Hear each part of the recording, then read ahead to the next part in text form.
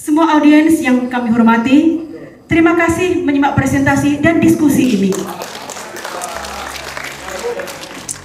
Nyambung ya Bapak ya? Nyambung. Bagus sekali. Jadi tim peneliti di Mahkamah Agung menyelenggarakan kegiatan yang sangat baik ya, untuk menyerap pikiran-pikiran dari tokoh-tokoh mengenai pekerjaan internal yang sedang dirancang. Dengan begitu tidak hanya terpusat di ide-ide yang tumbuh berkembang di Mahkamah Agung. Nah, ini bagus sekali supaya pikiran-pikiran dari luar itu ikut dijadikan bahan pertimbangan untuk menyusun kebijakan internal, yang sebab kebijakan internalnya akan dituangkan dalam bentuk perma atau sema ya, tadi pada akhirnya berpengaruh juga ke kepentingan umum gitu ya. Maka saya senang acara ini, saya bisa berpartisipasi ya. Saya sarankan supaya sistem peraturan internal dan juga surat-surat edaran serta perma-perma yang ada selama ini dievaluasi ulang menyeluruh untuk menentukan kebijakan perma dan sema seperti apa yang sebaiknya direvisi, dikembangkan ke depan, sekaligus juga memanfaatkan metode omnibus sehingga dia bisa terpadu. Nah, itu satu. Yang kedua, khusus mengenai fatwa, ya bagus sekali bandingkan dengan MK yang tidak punya kewenangan memberi fatwa, kemudian dibandingkan dengan Majelis Ulama Indonesia. Jadi sifat fatwa oleh Mahkamah Agung, ada istilah fatwa, pendapat hukum, ada pertimbangan hukum sebagaimana diatur dalam Undang-Undang Dasar. Nah, ini harus dirumuskan menjadi rumusan kebijakan, bisa dituangkan dalam bentuk perma atau cukup sema, tergantung. Kalau sema itu Beleitsregels, aturan kebijakan, kuasi aturan. Tapi kalau perma itu termasuk kategori resmi peraturan perundang-undangan. Nah, jadi nanti di intern itu bisa membahasnya. Tapi intinya diskusi ini sangat produktif, bagus, dan saya mendapat pertanyaan, wah canggih-canggih, bagus. Terima kasih. Senang saya memberi materi pada forum ini. Alhamdulillah, saya salah satu anggota Kompolnas dari unsur tokoh masyarakat, Muhammad Dawam, diberikan mandat dari atas nama lembaga Kompolnas untuk ikut hadir di acara hari ini yang diselenggarakan oleh Mahkamah Agung terkait rencana satu pembentukan nasihat-nasihat hukum yang akan berlaku di Indonesia. Saya mengapresiasi tinggi terhadap ide dan gagasan ini. Karena apa? Karena gagasan ini bukan hanya sekedar manfaat, tetapi nyata dari Kompolnas pernah melakukan satu konsultasi kepada Mahkamah Agung dalam rangka untuk meminta fatwa.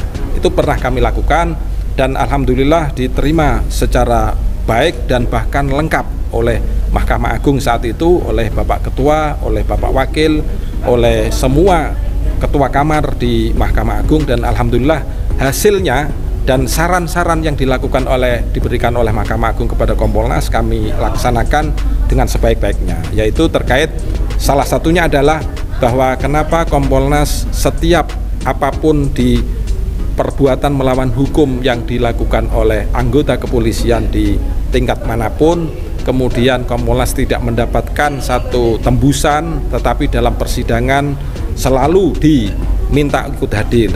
Termasuk juga pra-peradilan yang dilakukan oleh kuasa hukum yang menggugat kepada kepolisian dimanapun tanpa diberikan tembusan, Kompolnas diminta ikut hadir. Dan alhamdulillah ketika kami kaji selama 3 tahun, dari periode tahun 2019 sampai tahun 2021, ada sekitar 50 perkara yang kemudian Kompolnas hadir dalam kapasitasnya diundang dalam pra-peradilan maupun perbuatan melawan hukum, dan itu semuanya adalah dimenangkan di sistem peradilan kita. Sehingga kami ingin melakukan satu koordinasi dan meminta fatwa Mahkamah Agung agar seandainya dalam proses pemanggilan oleh pengadilan baik di PMH maupun pra-peradilan yang dilakukan oleh anggota-anggota kepolisian di seluruh tanah air, kami tidak perlu diundang untuk menghadiri karena 100% menang dan kemudian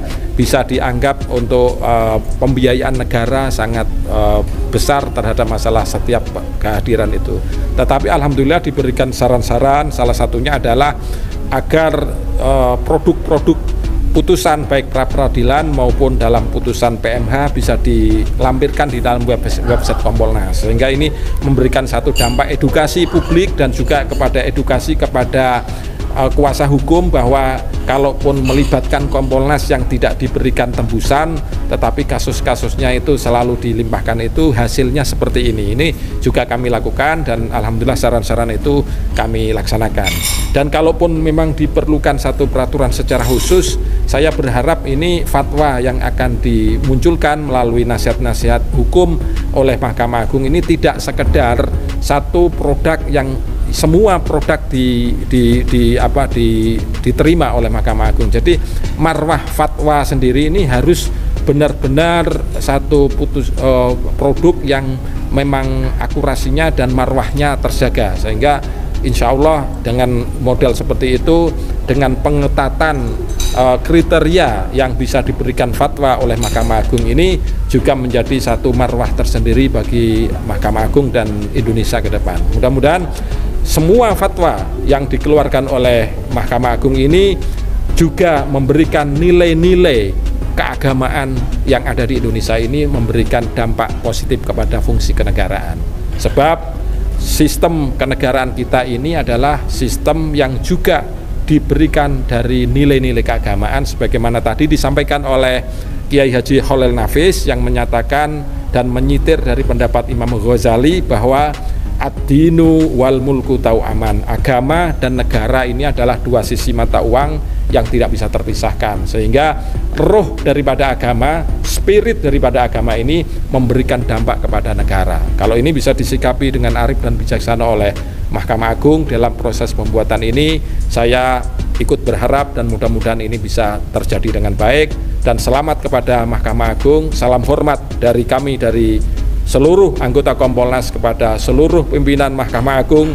Mudah-mudahan diberikan kesehatan, diberikan kesempatan yang baik di dalam menjalankan fungsi kenegaraan, dan kita sama-sama memberikan dampak yang positif kepada seluruh masyarakat Indonesia. Assalamualaikum warahmatullahi wabarakatuh. Salam presisi.